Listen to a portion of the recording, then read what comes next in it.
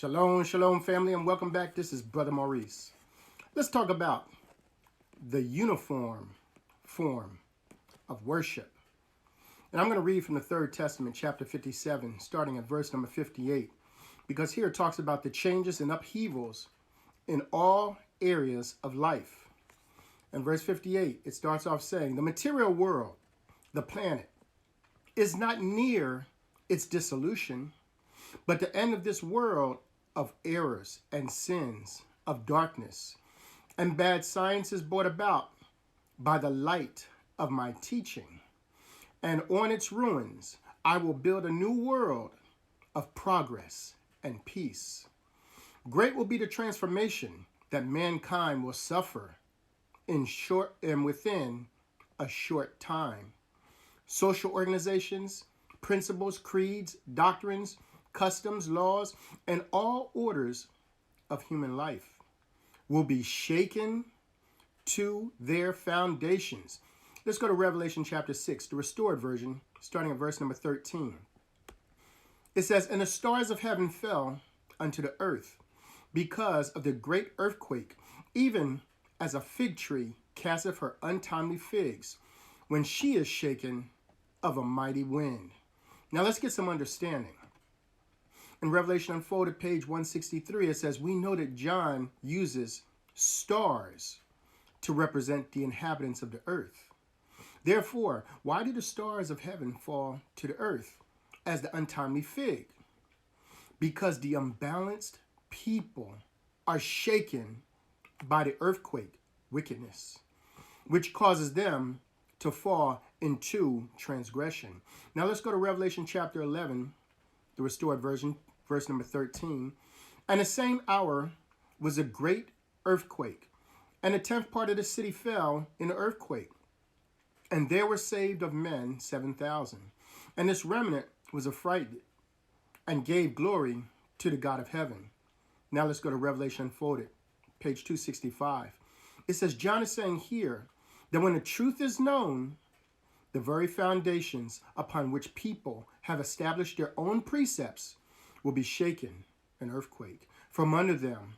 And the things in which they once believed and trusted will fall. The city he is referring to is the whole world. Now let's go to Revelation Unfolded, page 374.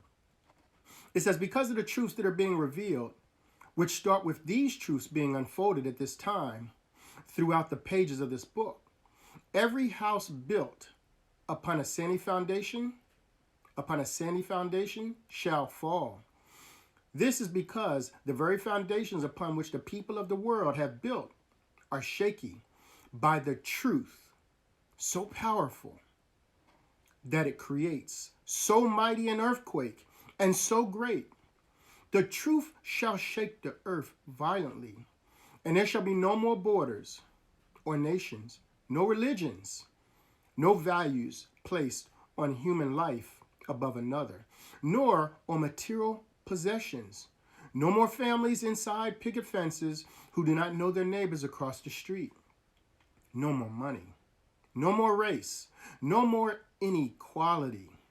A human will never again be considered a foreigner, an illegal alien, but all will simply be a human, each equally a child of God. Third Testament chapter 57, verse 60.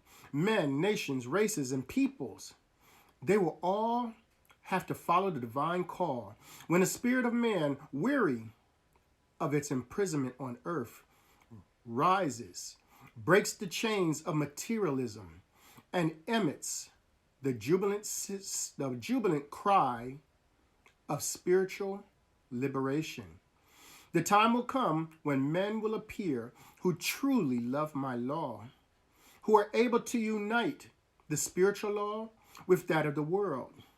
That is eternal power with temporal power. Verse 62.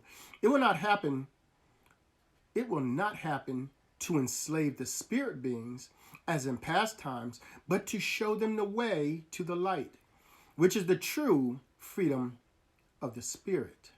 Verse 63. Then mortality will return to the bosom of families. There will be real places of education and spirituality in your customs and habits. It will be the time when conscience will let its voice be heard, and when my children will communicate with my divinity from spirit to spirit, when the races will merge. Verse 64. All this will be decisive for the disappearance of many differences and disputes. For although your world is so small, you have not yet understood how to live together as one family. You have not been able to offer me a uniform form of worship. Now, family, what is worship? Let's go to Matthew chapter 5, the restored version, verse number 18. It says, "For verily I say unto you, till heaven and earth pass, if it were possible, not one jot or one tittle shall in no wise pass from the law, which have been given to all be fulfilled. For this is the law and the prophets, even all the commandments that have been given by the Father, that you should worship God with all your heart, might, mind, and soul, by keeping his commandments. And this is his commandment, that ye do unto others what you would have them do unto you. And there shall be no more law given except those commandments that I give unto you this day." Let's take a look at the sealed portion, chapter 47, verse 54. "And in what way does he require you to worship him, except it be in keeping his commandments? Which commandments are those that are based on the commandment to love your neighbor, and do unto him which you would have him do unto you." Now, let's take a look at the sealed book of Moses. Let's take a look at the book of remembrance of Moses. And let's take a look at law number 1 and law number 2 to get some more understanding of these two basic laws. The first and great commandment is that you shall love our Father to the extent and in such a way that you always seek to want to see as he sees, and hear as he hears, and feel as he feels. And your desire is to always dwell in the midst of his very being. Now let's look at law number 2. "And the second is like unto it, and it is that with fervent desire you always want your neighbor to see and hear and feel with our Father, so that they may dwell also in the midst of their Father in heaven. And you require of yourself to interact with them in all these ways as our Father does." Family, it's important that we come to do things in unison, in uniformity, and in uniform, send up a worship to our Father. But the first thing we must do is make a covenant of baptism. And in the sealed portion, chapter 22, verse 72 says, "And that God hath given unto us a commandment to be baptized for the remission of sins, and that the Holy Spirit shall be given unto us as our constant companion." And this baptism is our covenant with the Father, which covenant we make before all men, that they might be witnesses thereof, of the covenant that we make with our Father.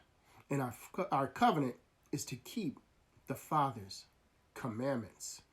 And with this covenant, we are born anew and become sanctified in the works that we have covenanted with the Father to do. And for this reason, the ordinance of baptism shall be administered in a symbolic representation of being buried by the full immersion into water, and by coming forth out of water as a new person, yea, even one who hath been washed of all his former sins and hath been born again.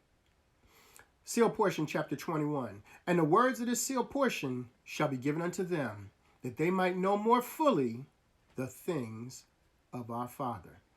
Family, we're going to stop there. And I pray that you're able to receive this lesson.